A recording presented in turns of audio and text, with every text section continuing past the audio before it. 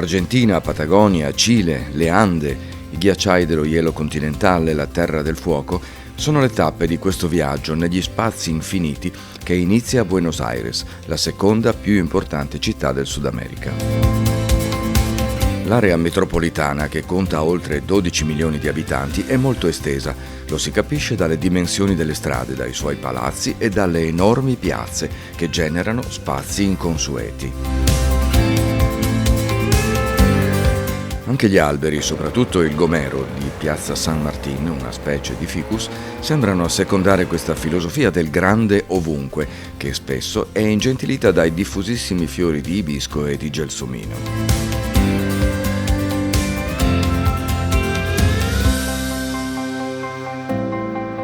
Le numerose chiese e cattedrali di Buenos Aires denunciano un forte legame della popolazione con la religione cattolica, che trova la sua massima espressione artistica nel monumentale cimitero della Recoleta, composto da 4.500 tombe e mausolei delle più prestigiose famiglie della capitale.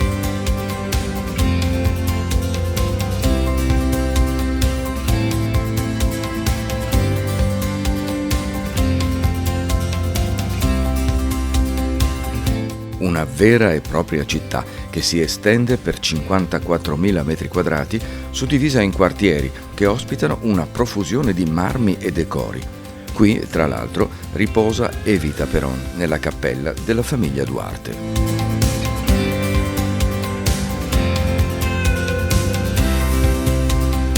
Buenos Aires è fiorita grazie al lavoro degli immigrati agli inizi del Novecento, soprattutto italiani e spagnoli, che hanno dato vita a straordinarie architetture dell'epoca. Una delle strade più lunghe al mondo è l'Avenida 9 de Julio, che trae il nome dal giorno della dichiarazione dell'indipendenza. È larga 140 metri e per realizzarla sono stati abbattuti ben 5 isolati.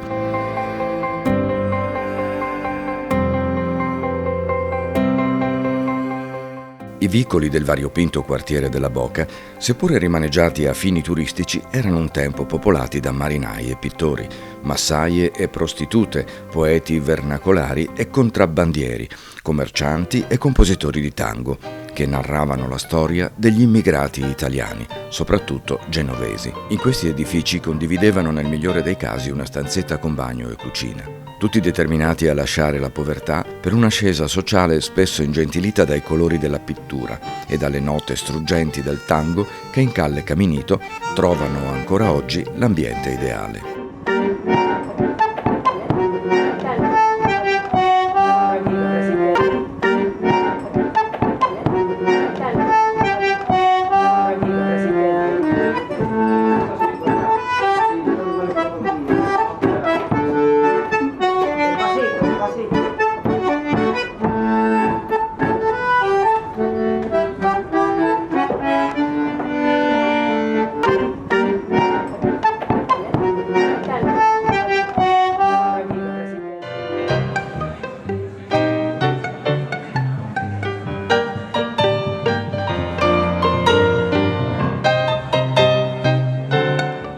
Piazza de Mayo è la piazza più antica, centro culturale, storico e politico della città.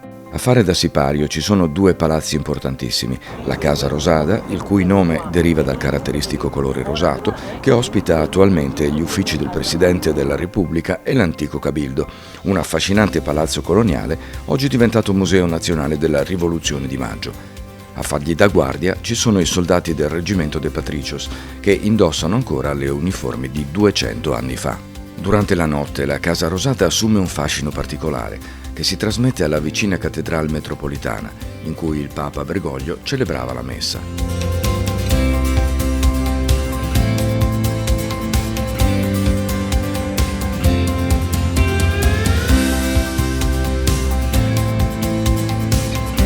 Nella notte a Buenos Aires si accende di magiche e immense luminarie che aprono nuove prospettive sulla avenida più spettacolare che si possa immaginare e in cui il famoso obelisco sembra surgere ad una nuova vita.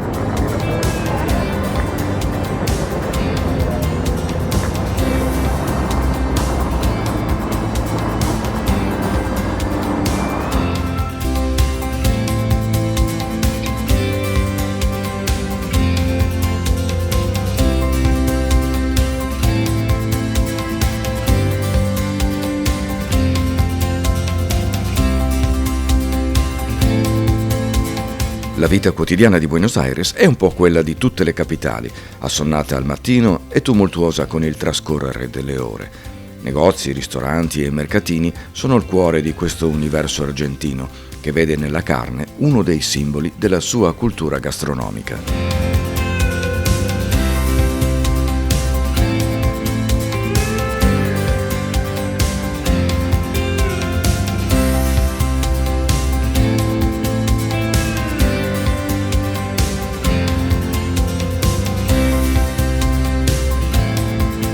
Puerto Madero si estende sulla foce del Rio de la Plata ed è l'anima ultramoderna della capitale. Questo gigantesco porto fluviale fu costruito nei primi anni del Novecento e le acque scure e limacciose del fiume sono in contrasto con il candore abbagliante dei palazzi che in esso si affacciano. In questa zona sono concentrati tutti i grattacieli della città, alcuni particolarmente arditi, che ospitano molti alberghi di lusso e tipici ristoranti. L'architettura è molto varia e, tra quelle più interessanti, spicca senz'altro il Puente de la Mujer. È un ponte pedonale lungo 160 metri, progettato dall'architetto Santiago Calatrava. Il ponte è composto da 3 piattaforme e quella centrale ruota su un pilone conico per permettere il passaggio delle imbarcazioni in meno di 2 minuti. Il Rio de la Plata, che in lingua spagnola significa fiume dell'argento, è l'estuario formato dai fiumi Uruguay e Paraná.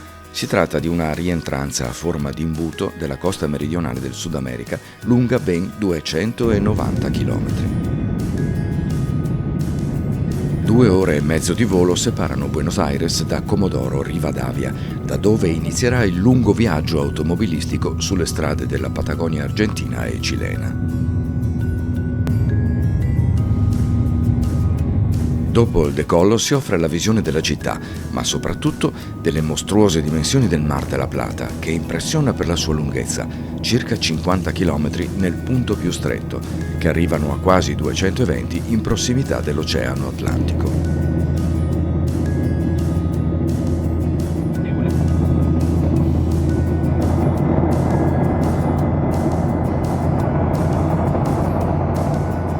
Comodoro sorge sulle rive dell'Oceano Atlantico e la sua storia è piuttosto recente. La città, che oggi conta poco meno di 200.000 abitanti, è sorta ai primi del Novecento grazie alla scoperta del petrolio, una delle attività economiche più rilevanti della zona.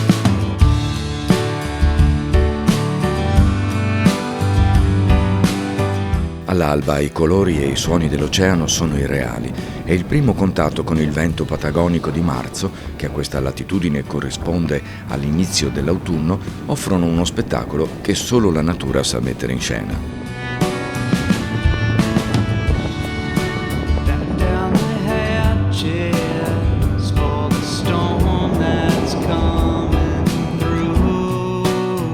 Il viaggio di oggi prevede l'attraversamento della Patagonia verso ovest, percorrendo per quasi 500 km le strade della meseta centrale petrolera, fino a Los Antiguos, sulle rive opposte del lago Buenos Aires.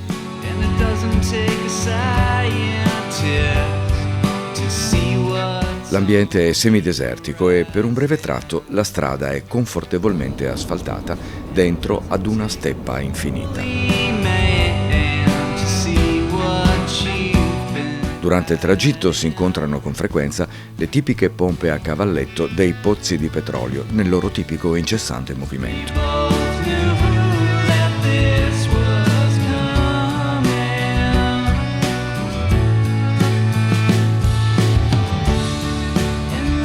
A metà percorso, lungo la Ruta 26, è appunto il numero della strada, una sosta alla riserva del Bosque Pietrificado consente di prendere contatto non solo con le meraviglie di un colossale giacimento di conifere e latifoglie pietrificate sotto la cenere vulcanica, ma anche con il famoso e improvviso vento della Patagonia, descritto fino a questo momento solo sui libri di avventura.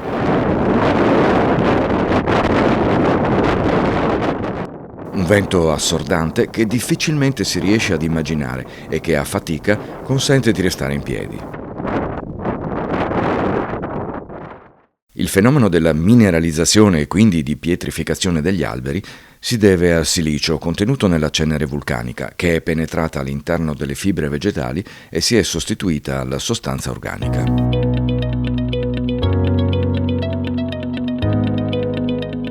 I tronchi che affiorano dal terreno sono il risultato del dilavamento causato dalla pioggia e dal vento, che in molti tratti hanno messo a nudo le rocce colorate dai riflessi aranciati, rossi e gialli di grande effetto paesaggistico in una cornice nera fatta di terreni lavici.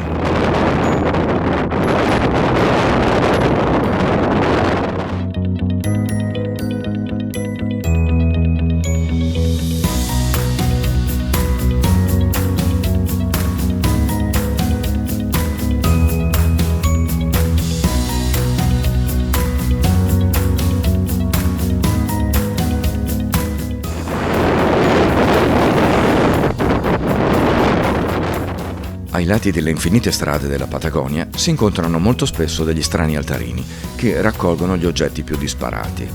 Sono il simbolo di una devozione popolare argentina e paraguayana per un personaggio sacro e leggendario non riconosciuto dalla religione cattolica, El Gauchito. Sono minuscoli santuari a forma di casetta fatti in genere di pietra o di legno.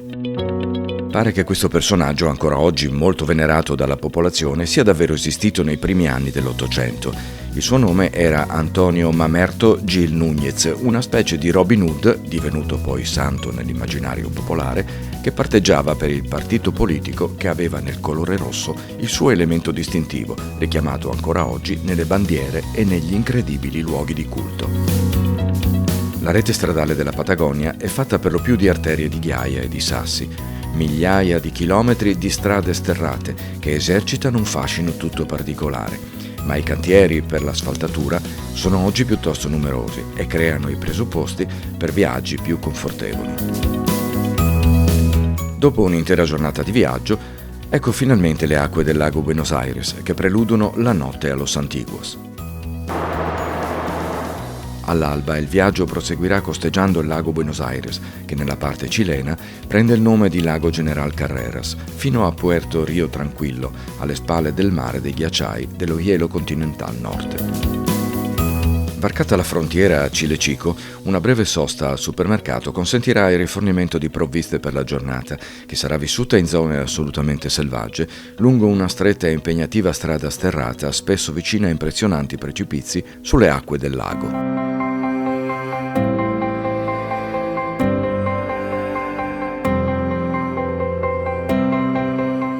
Il percorso si fa via via più montuoso in un paesaggio ruvido e inospitale, costellato da imponenti pareti rocciose che di tanto in tanto aprono suggestivi scenari sulla catena andina. Il lago è di origine glaciale e trae origine direttamente dalle Ande. Le sue acque si riversano nell'Oceano Pacifico attraverso l'impetuoso Rio Báquer.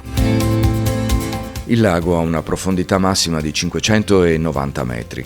Il clima della zona è freddo e molto ventoso e questo non favorisce l'insediamento umano, ma non ha impedito la formazione di alcuni piccoli villaggi isolati.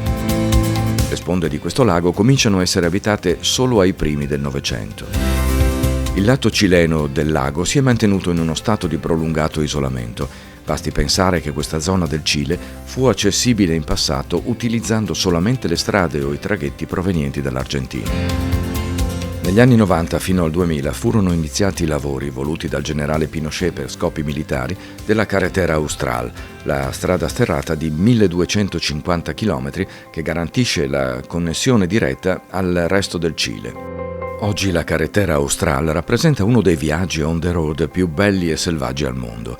Fino a 30 anni fa queste zone erano praticamente irraggiungibili dal Cile, pur essendo cilene. Le strade erano inesistenti, i precari collegamenti aerei erano condizionati da venti impetuosi e tempeste antartiche e quelli marittimi avevano dei limiti nella navigazione per la presenza di innumerevoli icebergs.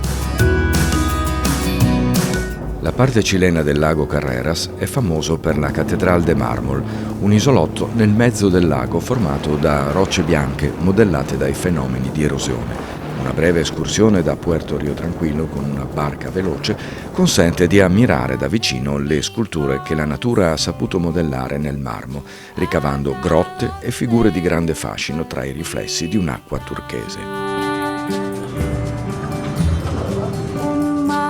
Nel corso del tempo le acque del lago hanno eroso la costa, creando queste formazioni spettacolari che, quando il livello delle acque del lago si abbassa, possono essere percorse al loro interno con piccole imbarcazioni.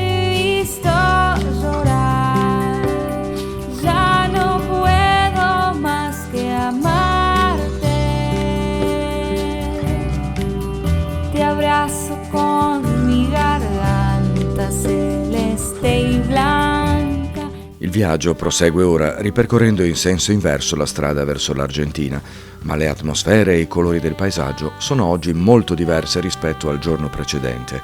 Nuvole, vapori, arcobaleni e luci conferiscono alle montagne e ai numerosi canyon che si aprono verso il lago nuovi abiti e nuove suggestioni, talvolta interrotte dalla mano dell'uomo che con potenti macchine cerca di strappare alla natura un po' di spazio per migliorare la viabilità in queste zone ostili.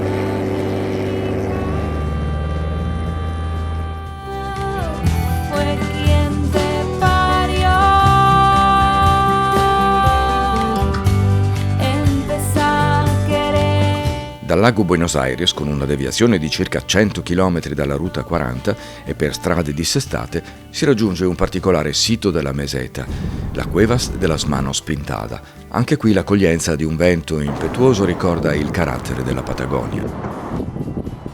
È uno spettacolare canyon che si apre sotto vertiginose pareti a strapiombo alte fino a 500 metri, dentro al quale sono conservate interessanti pitture rupestri che risalgono ad un'età compresa tra i 9 e i 13.000 anni.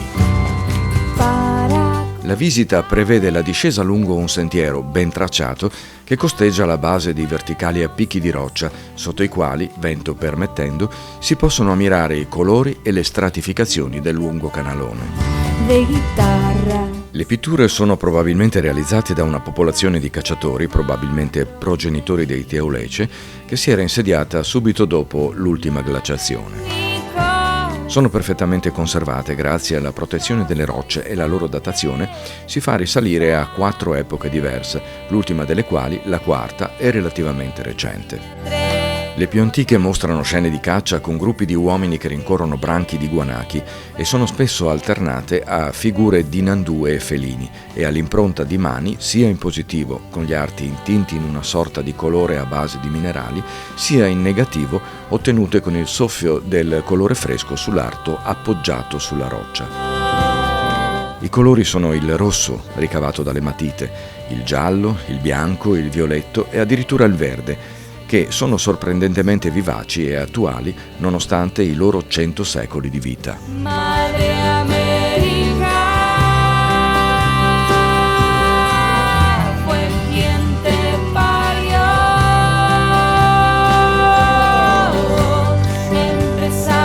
a querer. Enormi pareti rocciose con strutture porose e vulcaniche formano le scogliere sul lato del fiume Pinturas che al tramonto offrono emozionanti scenografie dai toni rossastri.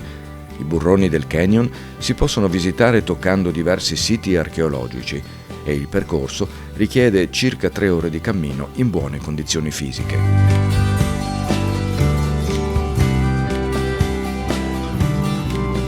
Da questo momento i branchi di guanachi saranno una costante del paesaggio patagonico che accompagna il viaggiatore fino alla Terra del Fuoco.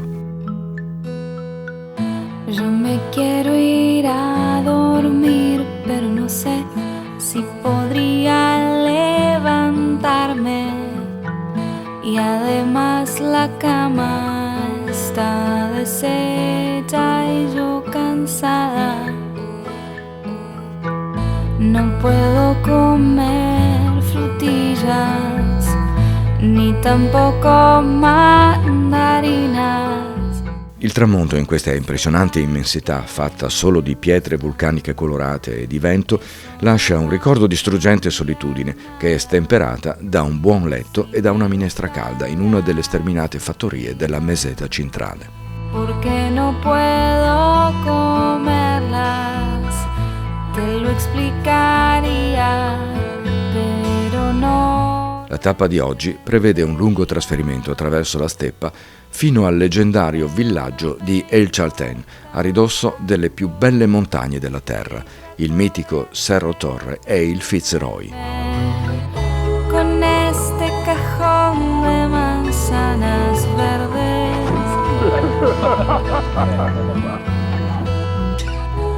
Lo spuntino del mezzogiorno viene talvolta consumato nella sala da pranzo più esclusiva del mondo, nel nulla più assoluto, dove le distanze per migliaia di chilometri non trovano paragoni e misure.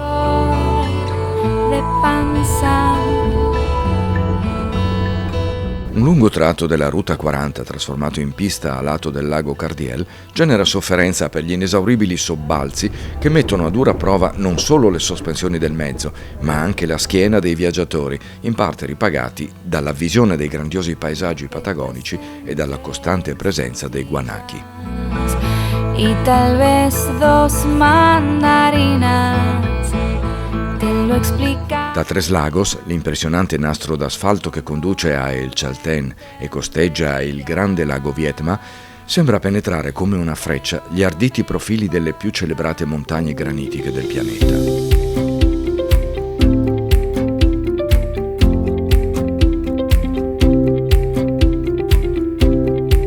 Sembra di sognare in una giornata luminosa e cristallina che volge al tramonto.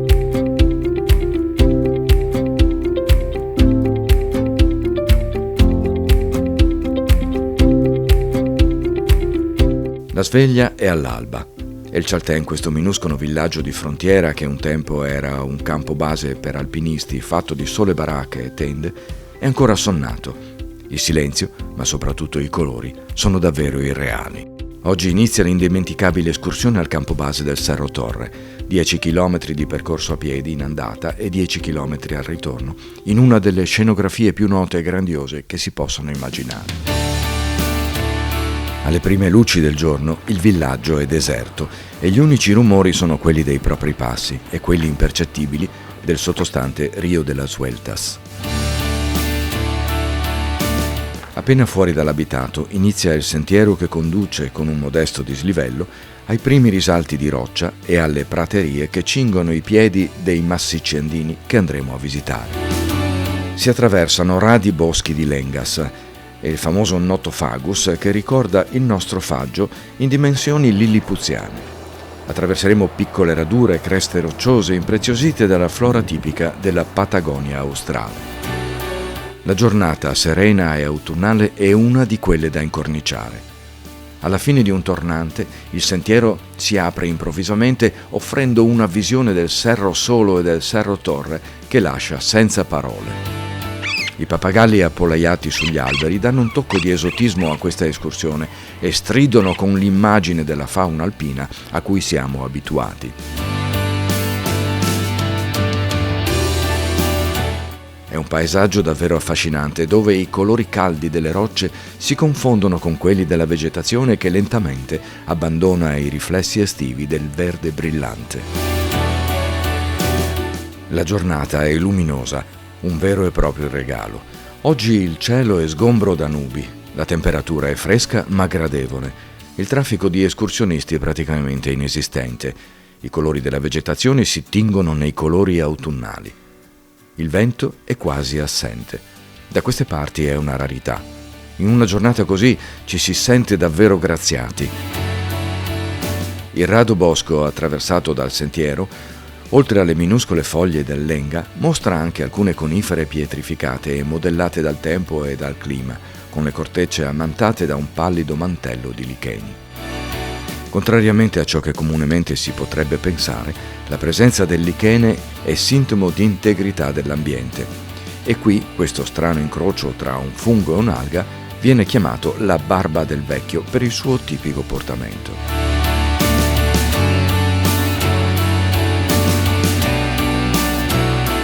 Appena fuori dal bosco, le tozze e scintillanti pareti delle Adele contrastano con le forme slanciate del Cerro Torre, che svettano sul rio Fitzroy, opaco e tumultuoso nel letto scavato dalle acque glaciali. Il clima della Patagonia, soprattutto in montagna, è una cosa davvero seria e la mancanza di strutture, ricoveri e rifugi impone l'autosufficienza e consiglia di portare con sé viveri, abbigliamento e attrezzature per non correre i rischi di una trappola imprevedibile.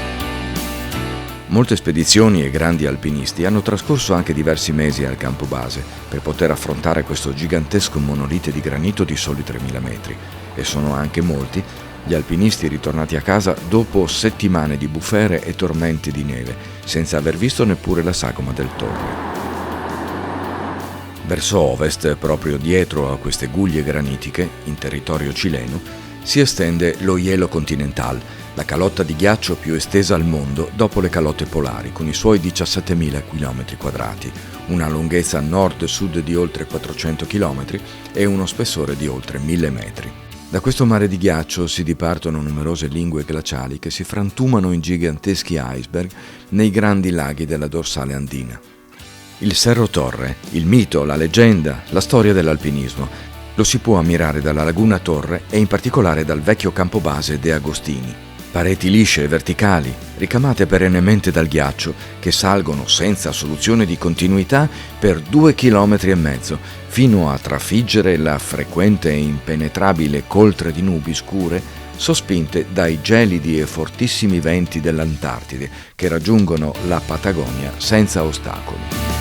Sono misure straordinarie per le dimensioni alpine a cui siamo abituati, anche in relazione alle quote dei ghiacciai che qui sono la norma a circa 1000 metri e scendono a ovest fino al livello dell'oceano. Il rientro a El Chaltén nel primo pomeriggio richiede altre 5 ore di cammino, sotto un cielo che sta lentamente accumulando velature e vapori, soprattutto sulle cime del Fitzroy e del Cerro Torre.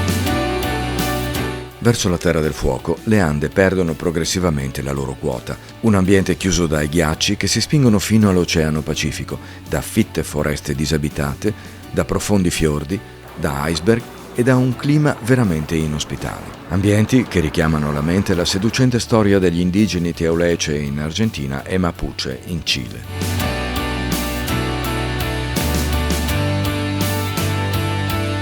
Stranamente non si avverte alcuna raffica di vento. Sembra una di quelle dolci e meravigliose giornate di ottobre sulle nostre Alpi, in cui il paesaggio assume le fattezze di una cartolina.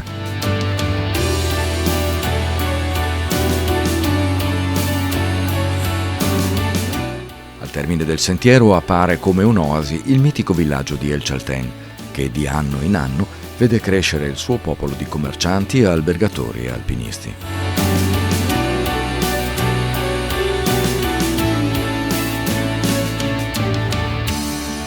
Oggi è prevista la salita ai 2 campi base del Fitzroy, situati in prossimità della laguna Lo Stress, a circa 1000 metri di quota con partenza dal Rio Blanco.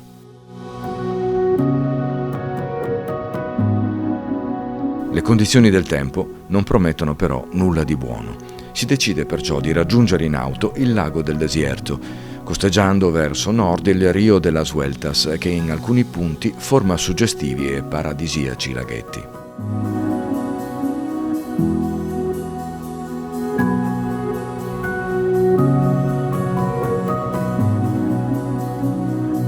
Fanno da cornice le glaciali pareti del Loma del Diablo e del Cerro Anniversario in un ambiente selvaggio e primordiale.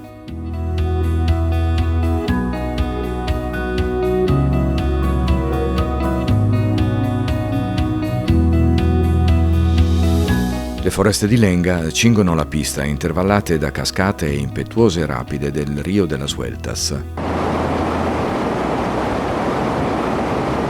La pista finisce al lago del Desierto, che per la verità non offre nulla di interessante per una seppur veloce escursione, salvo una lunga traversata in battello fino al lato opposto, verso il confine cileno e il lago O'Higgins. Di tanto in tanto le nubi lasciano intravedere le grandi pareti del Fitzroy. Il tempo sembra stabile, anche se coperto, e con qualche breve, debole precipitazione. Dopo una rapida consultazione si decide di intraprendere comunque una parte del percorso programmato fino al Mirador di Pedras Blancas, da dove l'immensa mole del Fitzroy appare in tutta la sua imponenza sopra l'omonimo ghiacciaio. Si attraversano numerosi torrentelli tra il Rio Blanco e il Rio Electrico, tra romantiche radure dentro le quali si concentrano i profumi di molte essenze vegetali e degli aromi del legno in decomposizione. È una magica foresta di lengas e di conifere che mostra un grande numero di tronchi scarnificati da un probabile incendio di vecchia data, causato forse dal fuoco di qualche superficiale campeggiatore. Il sentiero costeggia a est il Cerro Elettrico, una montagna questa che domina la valle attraverso la quale si può raggiungere il Passo Marconi. È il confine dal quale si entra nel mondo degli immensi ghiacci patagonici.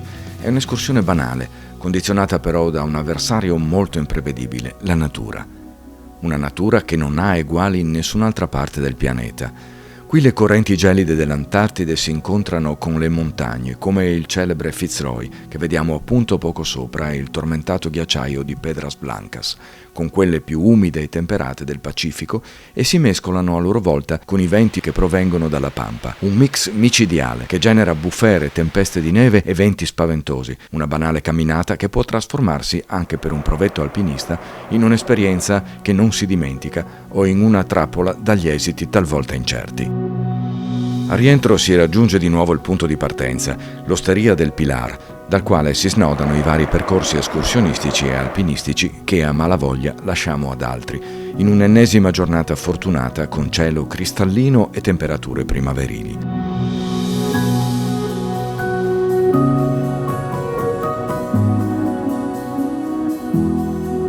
Il trasferimento di oggi ci condurrà a esplorare un altro celebre sito naturalistico, il ghiacciaio Perito Moreno, uno dei più affascinanti spettacoli di questo territorio, il cui fronte glaciale si frantuma in uno dei bracci del lago Argentino che raggiungeremo a El Calafate.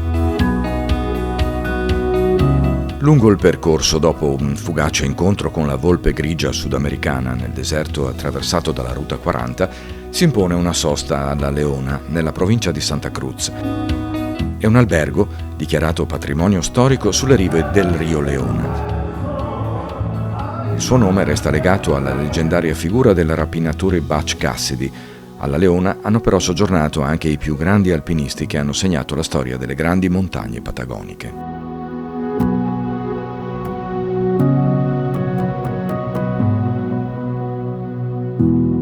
Il pomeriggio trascorre lento alla città di El Calafate, sulle rive del lago Argentino. Eccezionale anche questo pomeriggio di sole e di grande visibilità, che la gente del luogo sfrutta per brevi passeggiate all'aria aperta o per qualche visita ai mercatini. Anche oggi la partenza è fissata per l'alba. Si costeggerà il lago Argentino fino alla penisola, dalla quale ci si affaccia sull'incredibile scenario offerto da uno dei più ammirati e fotografati ghiacciai, considerato l'8ª meraviglia del mondo. Il percorso lascia intravedere i luminosi rilievi andini che chiudono a est la calotta glaciale dello Hielo Continental. Ecco finalmente lo spettacolo che lascia senza fiato, il Perito Moreno. È uno dei pochi ghiacciai sul pianeta che tende ad avanzare. Il ghiacciaio, uno dei 48 alimentati dalla calotta dello Hielo Continental Sur, ha una lunghezza di 30 km e una superficie di 250 km quadrati. Il suo fronte è largo 5 km. L'altezza del ghiaccio è di ben 70 metri e sprofonda nel lago per altri 170 metri. Lungo il suo percorso raggiunge lo spessore di oltre 700 metri. Nel giro di qualche anno, il ghiaccio si salda con le rocce della penisola detta di Magellano e forma una sorta di diga che divide il lago in due sezioni. Quella più interna, non avendo più sfogo, vede salire costantemente il livello dell'acqua, che raggiunge anche i 30 metri di dislivello rispetto all'altro braccio. La gigantesca pressione esercitata da questa massa d'acqua, ad un certo punto, esplode, in genere ogni 2 o 4 anni, lasciando all'immaginazione la spaventosa rottura di questo sbarramento naturale e la dimensione degli iceberg che vengono rilasciati nel lago.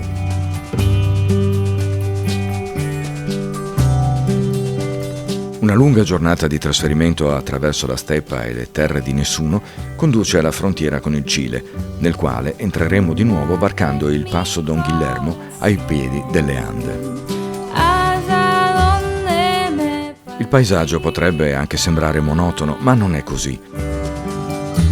Gli altarini del Gauchito sono molto frequenti e una sosta in questa immensità nel nulla rende perfettamente l'idea di uno spazio che non finisce mai. La Ruta 40 con la sua dritta traiettoria conferma infatti questa sensazione. Ya no puedo más que amarte. Ti abbraccio. Le Ande cilene chiudono l'orizzonte facendo intravedere piccolissimi i profili delle torri del Paine. Temblando de luz. Qualche perdita di tempo alla frontiera, peraltro prevista, non ha ritardato il programma della giornata. La furia acabó. Ahora ya sabes. Il primo contatto con le montagne del Paine avviene alla Laguna Azul, che appare solitaria e scenografica come poche. Nelle sue acque si specchiano il Cerro Almirante Nieto e le torri del Paine, che superano di poco i 2.800 metri di quota. Fue quien te parió. Ci dirigiamo verso ovest alla ricerca della fattoria nella quale andremo a trascorrere la notte, ma lo spettacolo della Paine Waterfalls impone una lunga sosta che consente di ammirare le cascate da un'angolazione particolarmente suggestiva.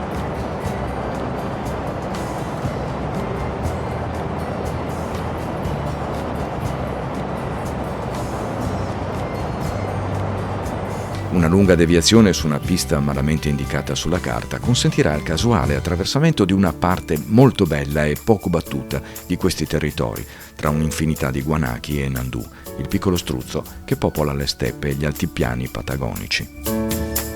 Il percorso è molto selvaggio e l'ora serale accentua i colori delle praterie. Indicazioni incerte ci portano su una pista che diventa via via impercorribile e richiede ancora un po' di tempo per uscire da una situazione di impasse.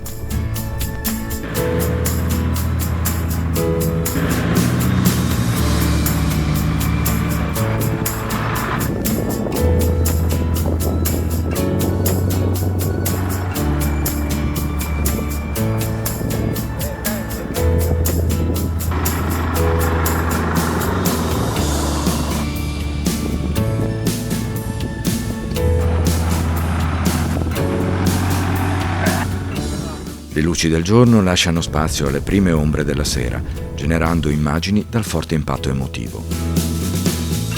Troviamo finalmente il cancello di entrata della fattoria, che dista almeno 15 km.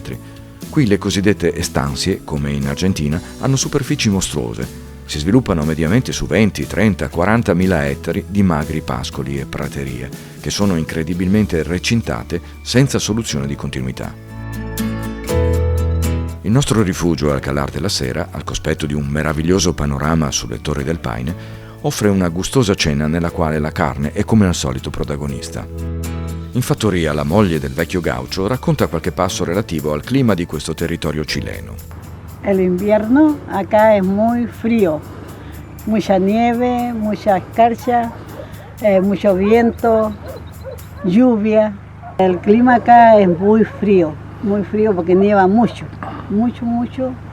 y se escarcha mucho, la verdad que todo desmantelado porque el agua se escarcha en las llaves, en la cañería y por eso en invierno no se trabaja acá porque hace mucho frío. El clima de acá como es Patagonia, es muy duro. Mi marido, que es Juan, va a recorrer el campo porque el tiempo de que están fuera de acá las ovejas, entonces van y las van a ver si el puma las mató algunas, porque cuando anda la puma a parilla, le enseña a sus cachorros a matar ovejas. Entonces él tiene que salir todos los días en la mañana a recorrer el campo para ver sus animales. Y en ese tiempo tiene que ir bien abrigadito porque es mucho frío en la mañana. Eso de tipo 7:30, 8 de la mañana, hace mucho frío acá en el invierno. El mes de mayo, junio, julio, muy cruel el frío acá. Hay che stare diente con diente. Al mattino le luci sono intense e i colori delle montagne saturi, in un tripudio di nubi autunnali. Il percorso di oggi prevede attraversamento di paesaggi straordinari con un breve trekking fino al lago Nordenskjöld, ai piedi dei Cuernos del Paine.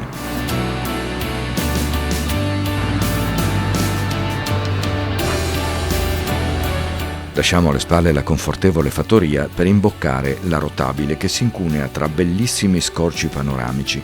Le montagne si riflettono sui numerosi laghi che costellano questo selvaggio territorio dominato dagli imponenti volumi delle Torri del Paine.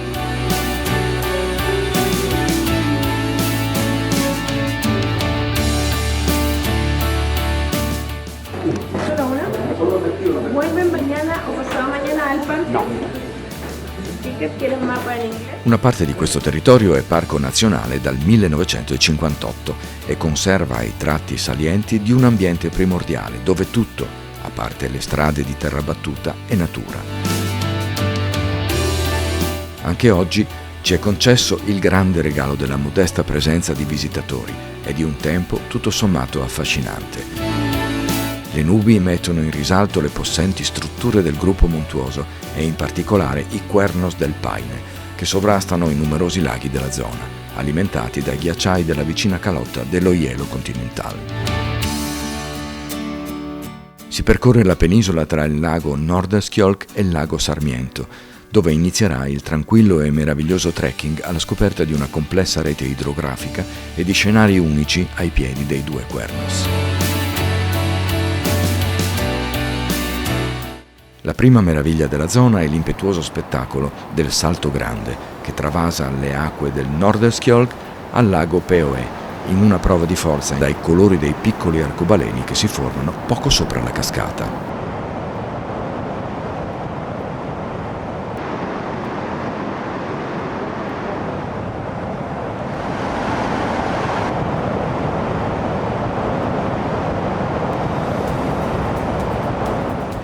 La mulattiera si snoda in zone molto aperte, all'ombra dei due colossali corni del Paine, che presentano una curiosa particolarità pilotata dal sollevamento tettonico.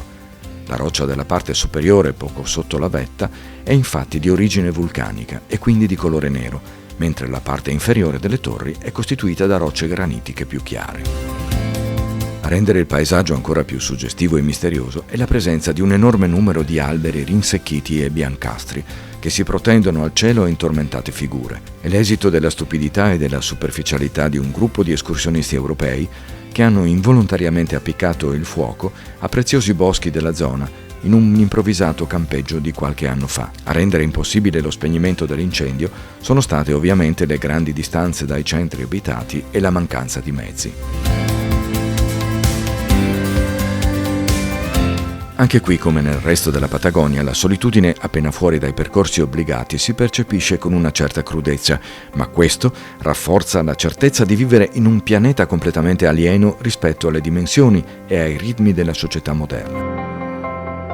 In Cile, rispetto alle montagne argentine del Parcos de los Glaciares, intorno a El Chaltén, i rifugi attrezzati sono più numerosi e i sentieri sono molto ben segnalati. Questo territorio è stato dichiarato dall'UNESCO patrimonio della biosfera, da salvaguardare per le sue bellezze e per la sua natura incontaminata. Costeggiamo ora il lago Peoe e il rio Paine, aggirando tutta la cordigliera in un susseguirsi di panorami grandiosi che conducono sulle sponde del lago Grey, dove ad attenderci c'è uno dei classici elementi della Patagonia, il vento.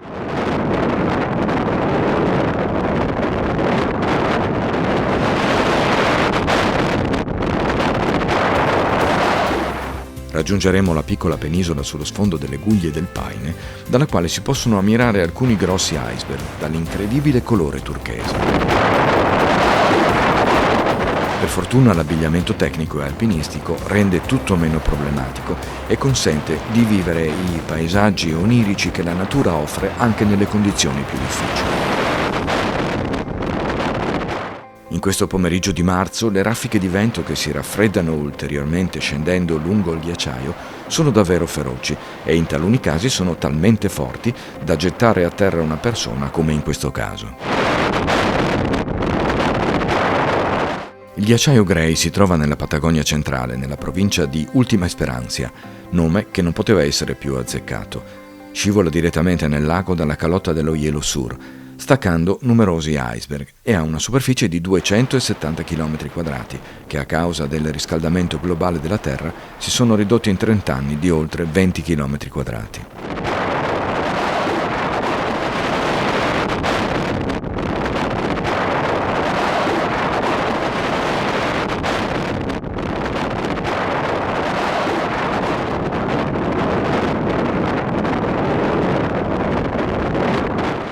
fronte del ghiacciaio, che ha un'altezza di circa 30 metri, è appena visibile da questo interessante belvedere, proprio in fondo al lago, che mostra poco distante un affascinante e coloratissimo iceberg.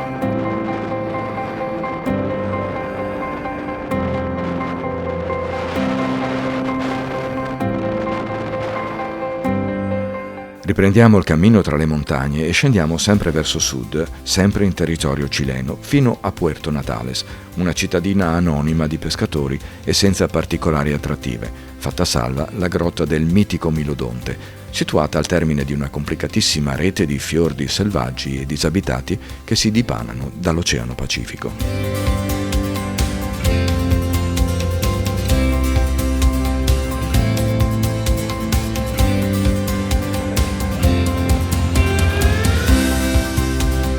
Da Puerto Natales inizia una lunga traversata di vasti altopiani fino allo Stretto di Magellano, che attraverseremo per raggiungere finalmente la Terra del Fuoco, alle porte del continente antartico, alla fin del mondo, come la chiamano da queste parti. Il percorso è abbastanza monotono, anche se non mancano degli interessanti scorci paesaggistici, ma sempre in un ambiente pianeggiante in cui si riconoscono diversi villaggi e fattorie.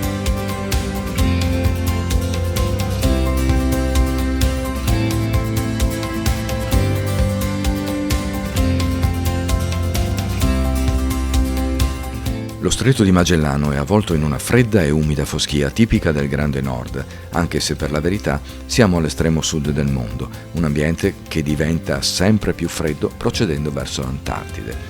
Si impone una sosta per visitare i relitti di vecchi piroscafi affondati nel secolo scorso e divenuti monumento storico per le future generazioni.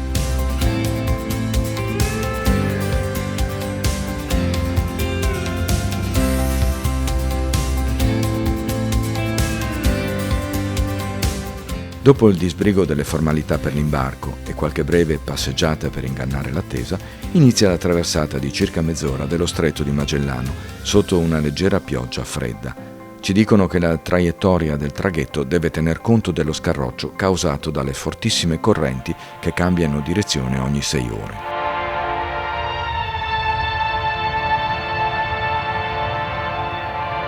La storia della Terra del Fuoco è affascinante e inizia a partire dal suo primo avvistamento nel 1521 ad opera di Magellano. Per secoli è rimasta avvolta nel mistero e nella leggenda, tra cordigliere innevate, ghiacciai, boschi fittissimi, laghi, fiumi e valli inesplorati.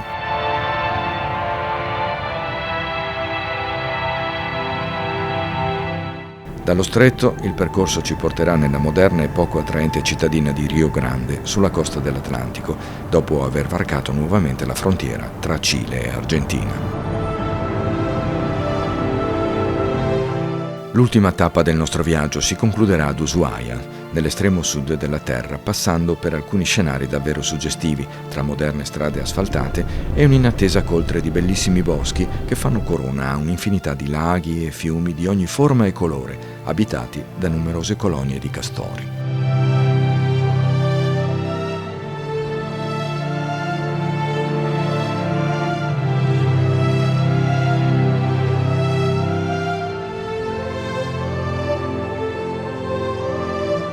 La Terra del Fuoco è formata da migliaia di isole che toccano i 2 oceani e il mar glaciale antartico. Le zone abitate sono poche, mentre il resto di questi territori sono costituiti da lande desolate esposte alle gelide intemperie del Polo Sud.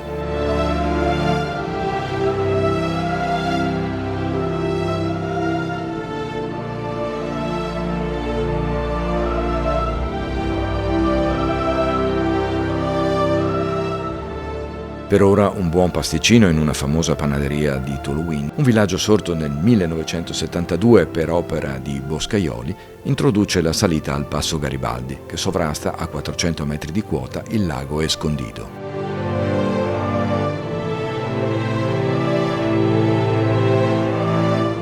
Me gusta mucho, es impactante cómo uno viene del desierto viendo las últimas llamas o las primeras, no sé cuál de lado será. Es increíble, impactante cómo uno viene llegando al fin del mundo, atravesando todo el desierto y viene subiendo de a poco, empieza a subir hasta llegar acá a las nubes y Ya quedan 100 kilómetros, 50 kilómetros para el fin del mundo y se termina la ruta y se termina el mundo.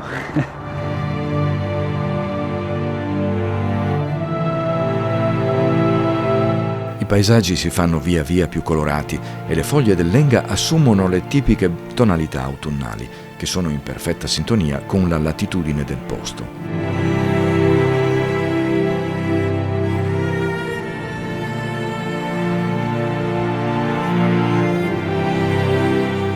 Tutti i boschi offrono uno straordinario foliage e le montagne della zona, pur nelle loro modeste quote, appaiono nella loro originale immagine di grandiosità.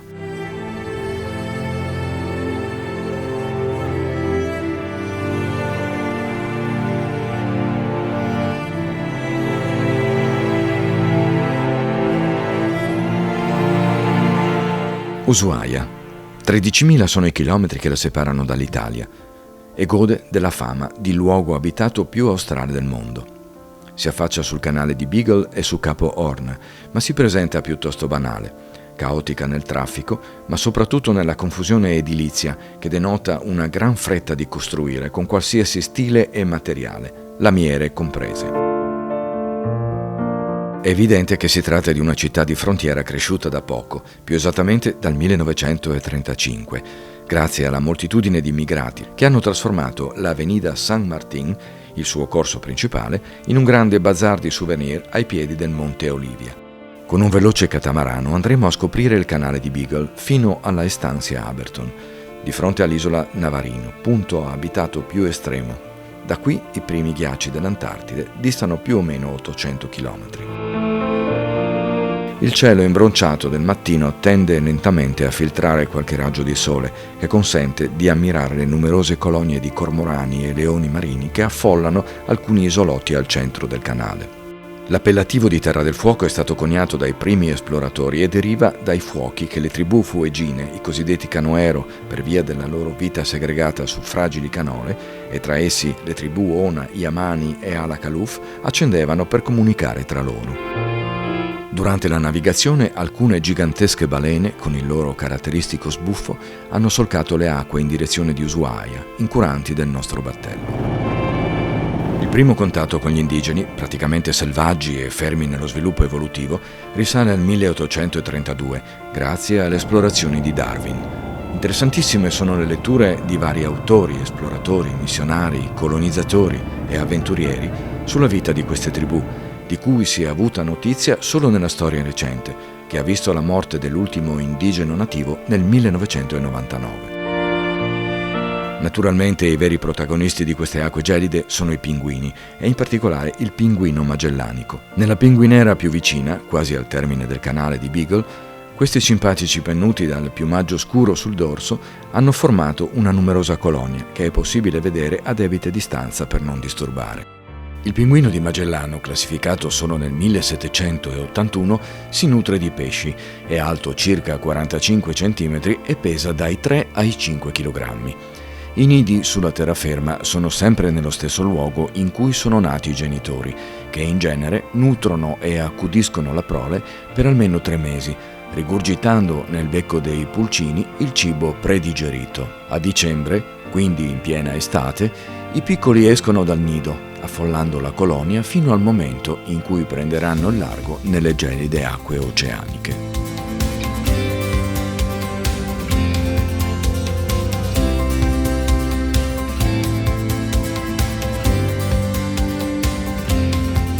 Dopo lo scalo all'Estancia Aberton, la prua della nave punta nuovamente verso Ushuaia per il rientro, tra un continuo volo di uccelli e costeggiando a sinistra l'isola di Navarino e il nuovo insediamento cileno di Porto Williams, che per la verità ha rubato per qualche chilometro alla cittadina argentina il consolidato primato di città alla fin del mondo.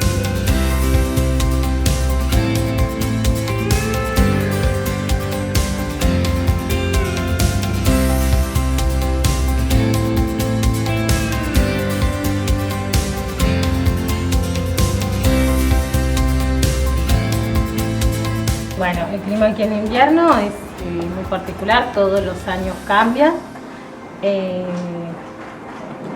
A veces hay épocas con mucha nieve.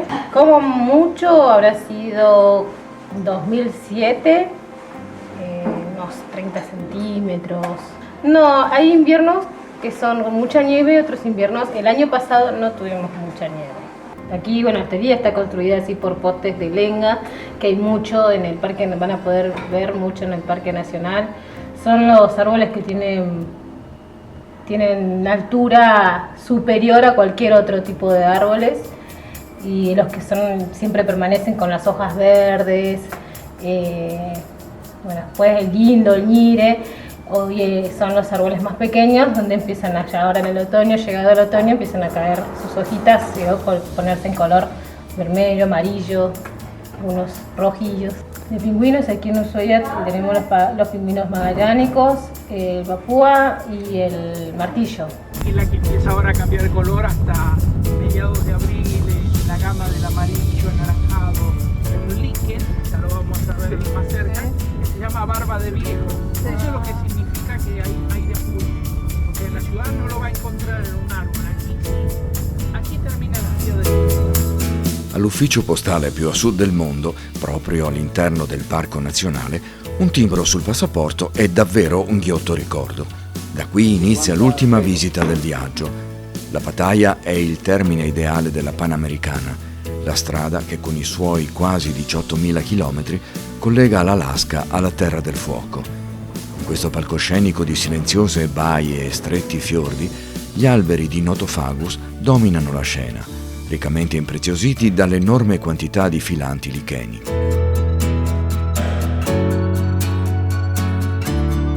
Numerosi sentieri consentono una gradevole immersione nella splendida natura, in cui si possono osservare dighe di castori e resti degli antichi insediamenti degli indigeni Yaghan, che su queste frastagliate coste trovavano cibo e riparo.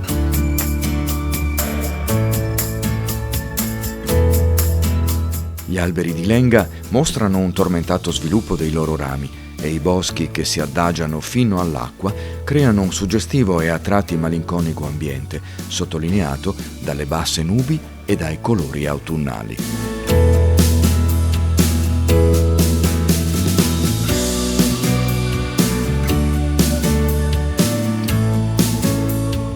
Sarà forse la tristezza di dover lasciare tra poche ore questo immenso continente, o forse la certezza di aver solo assaggiato, nonostante gli oltre 4.000 chilometri percorsi, le straordinarie bellezze di questa natura, a generare un senso di malcelata insoddisfazione, per non poter spendere altri giorni, o forse mesi, alla scoperta dei 1000 segreti di queste terre, che salutiamo in un ideale brindisi con il rito dell'infuso di erba mate, che solitamente viene condiviso con gli ospiti.